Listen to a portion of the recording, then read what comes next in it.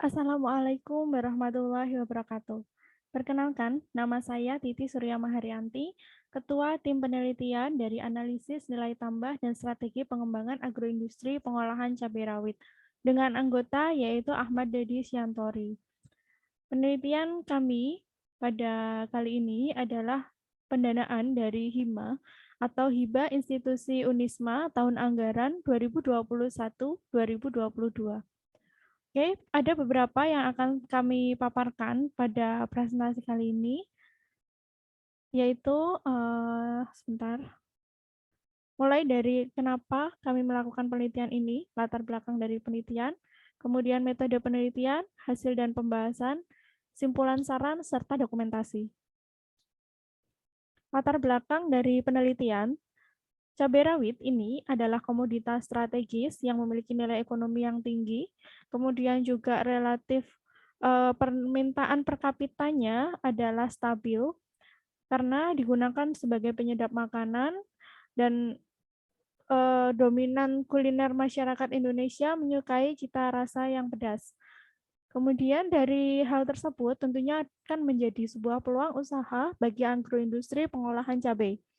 Nah, hasil produksi cabai rawit tidak merata karena kadang produktivitasnya juga tergantung oleh musim. Setiap daerah memiliki musim tanam dan musim panen yang berbeda jadwalnya. Kemudian juga ketika musim penghujan di sini juga rentan terhadap penyakit dan juga gagal panen. Untuk meminimalisir kerugian, tentunya kita bisa melakukan pengolahan sehingga memperpanjang daya simpan komoditas pertanian, utamanya cabai ini. Dengan adanya pengolahan, tentunya kita sudah berupaya dalam mendukung peningkatan impor, kemudian kita mendukung adanya perpanjangan masa simpan produk, mendukung diversifikasi produk, dan juga meningkatkan nilai tambah bagi agroindustri cabai. Nah, tentunya strategi pengembangan juga perlu diterapkan untuk meningkatkan bagaimana peningkatan penjualan dan ekspansi bagi suatu agroindustri. Metode penelitian yaitu dengan pendekatan kuantitatif deskriptif, kemudian instrumen penelitian dari data yang kita gunakan merupakan data primer dengan hasil wawancara terhadap key informant yaitu pemilik agroindustri pengolahan cabai rawit.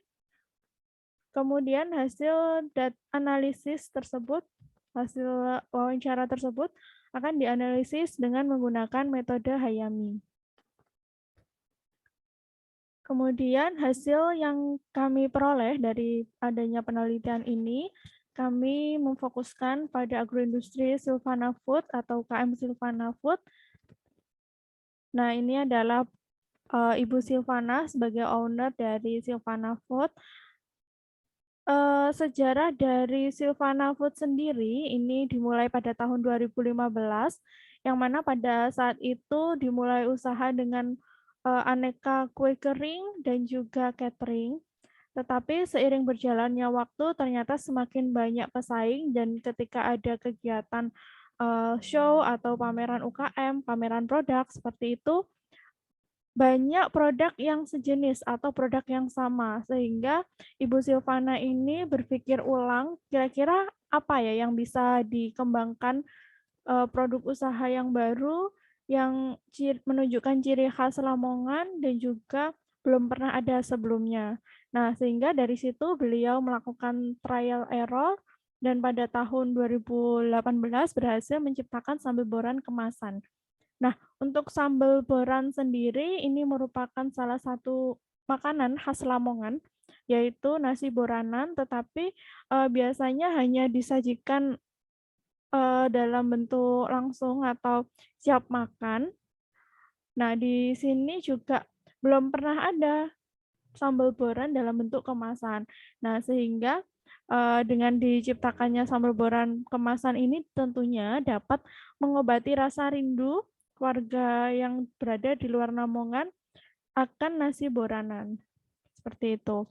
Nah, kemudian sejak tahun itu hingga sekarang, Ibu Silvana fokus memproduksi aneka macam sambal dan juga camilan. Nah, untuk varian sambal yang diproduksi oleh Ibu Silvana sendiri ada sambal boran, sambal bawang, sambal bajak, sambal ikan teri, ikan klotok, dan juga tongkol. Nah, ini adalah gambaran dari produk sambal, aneka sambal dari Ibu Silvana. Dengan brandnya sendiri adalah Numani. Jadi membuat tuman seperti itu. Membuat orang yang mengkonsumsi sambal Ibu Silvana ini menjadi ketagihan. Oke. Dan di presentasi kali ini saya akan memfokuskan pada hasil pengolahan dari sambal boran kemasan. Kenapa sambal boran yang saya pilih? Karena sambal boran ini adalah yang paling khas dari produk Numani, yang paling istimewa, spesial, yang paling jarang ditemui di daerah lain selain di Lamongan. Kemudian juga masih belum ada sambal boran kemasan selain yang diproduksi oleh Ibu Silvana ini. Sehingga saya fokuskan dulu pada hasil kali ini dari hasil sambal boran. Nah, tahapan dari pengolahan sambal boran sendiri yang pertama adalah mensortir dan juga mengkupas bahan-bahan yang akan digunakan. Setelah dikupas, lalu dicuci bersih dan ditiriskan. Setelah ditiriskan, digoreng atau digoreng setengah matang kayak gitu. Tujuan penggorengan setengah matang ini adalah untuk menghilangkan kadar air. Sebab pada sambal kemasan penyimpanan alaminya adalah dari minyak, sehingga tidak boleh terkena air sedikit pun, seperti itu.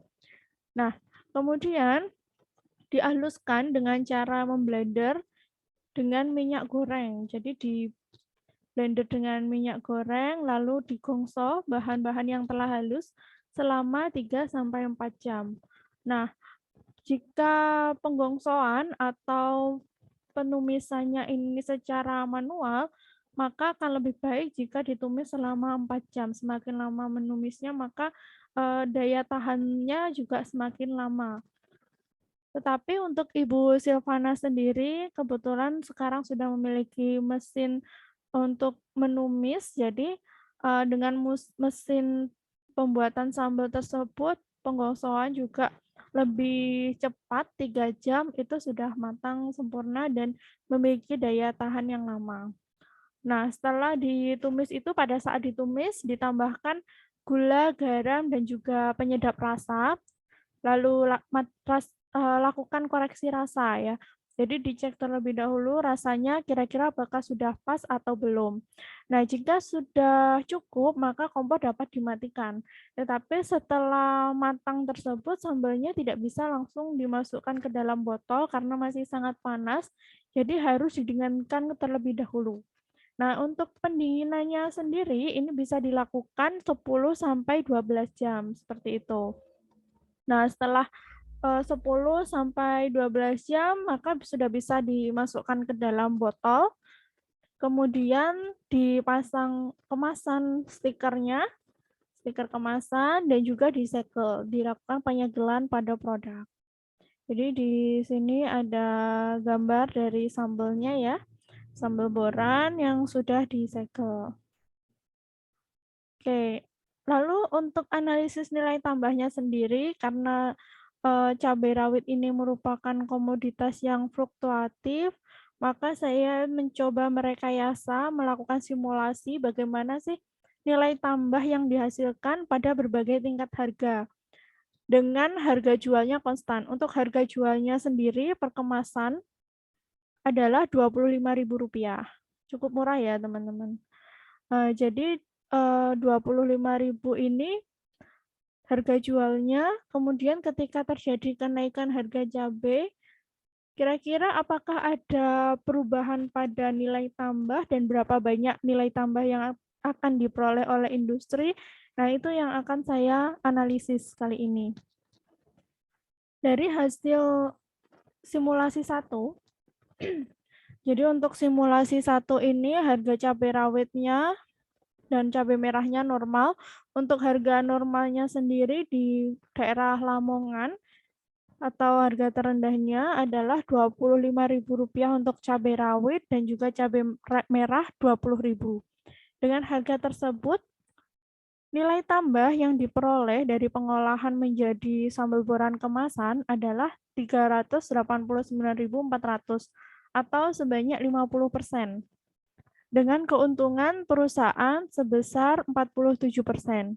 Jika dilihat dari nilai tambah yang diperoleh dan dimasukkan ke dalam kategori nilai tambah, maka termasuk kategori tinggi. Jadi dengan harga yang normal atau yang paling rendah di Kabupaten Lamongan untuk harga cabai rawit dan cabai merahnya, nilai tambah yang diperoleh adalah tinggi.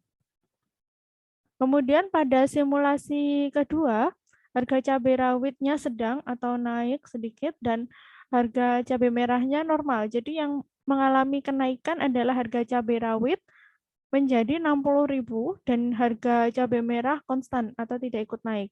Nah, dengan simulasi kedua ini, hasil rasio nilai tambah yang diterima adalah 46% atau Rp354.400 dalam sekali produksi.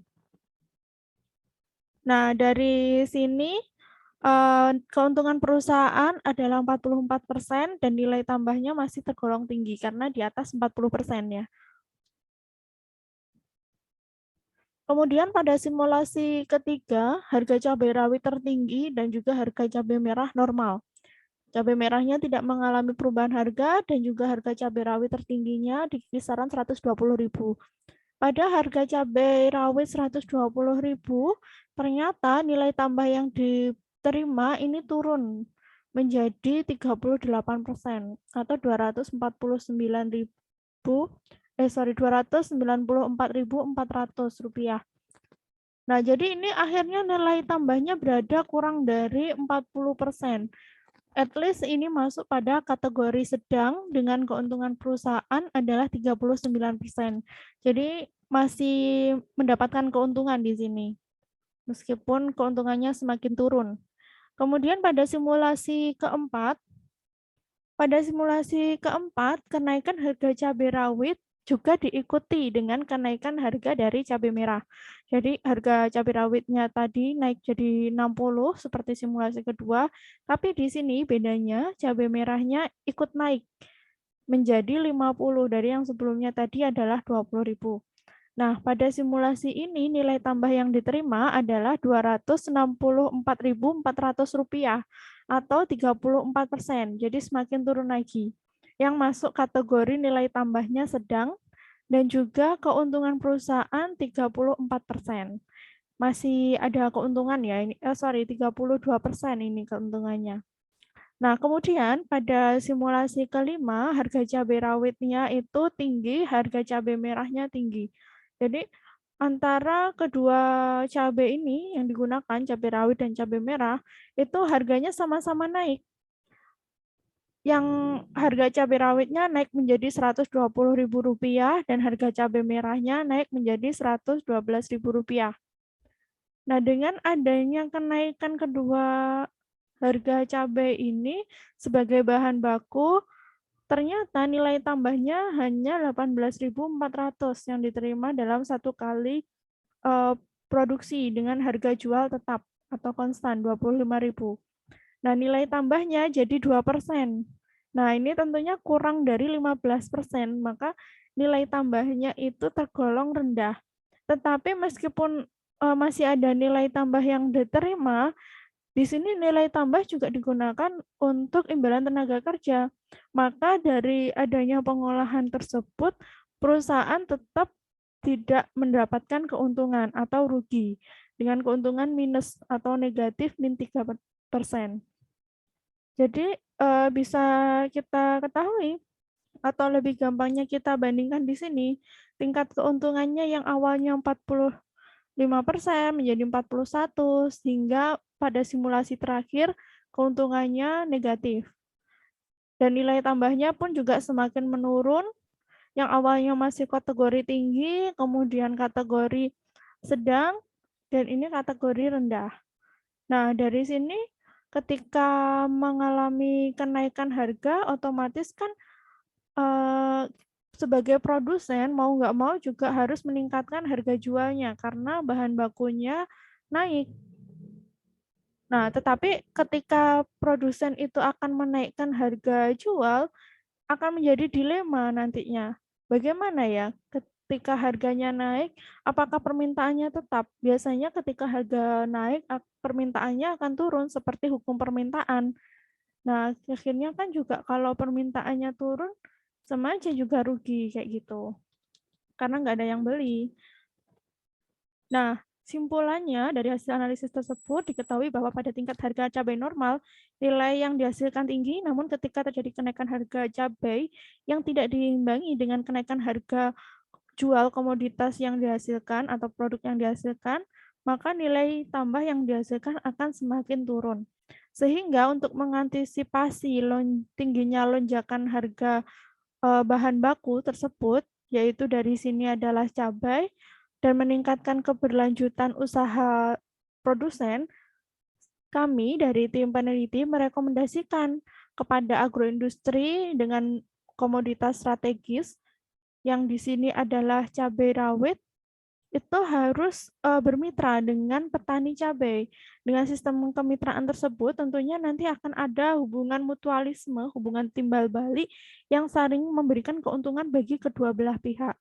Dari sisi petani, mendapatkan kepastian pemasaran dari komoditas yang dipanen. Kemudian kepastian harga. Jadi ketika harga pasarnya turun, anjlok, petani masih dapat menjual dengan harga yang telah disepakati. Demikian pula bagi agroindustri tersebut. Selain mendapatkan kepastian pasokan, juga mendapatkan kepastian harga dari bahan baku, sehingga ini tidak mempengaruhi pada uh, rumah tangga agroindustri. Jadi keuangannya, keuntungannya, semuanya relatif stabil dengan produksi yang stabil. Atau bahkan mungkin bisa ditingkatkan, bisa ekspansi, karena di sini sebagai bahan bakunya sudah tidak bingung lagi kayak gitu. Oke, mungkin itu yang dapat saya sampaikan. Dan ini ada beberapa hasil dokumentasi penelitiannya, produk-produk yang dihasilkan oleh Ibu Sivana. Terima kasih atas perhatiannya. Saya akhiri, wabillahi taufik walhidayah. Wassalamualaikum warahmatullahi wabarakatuh.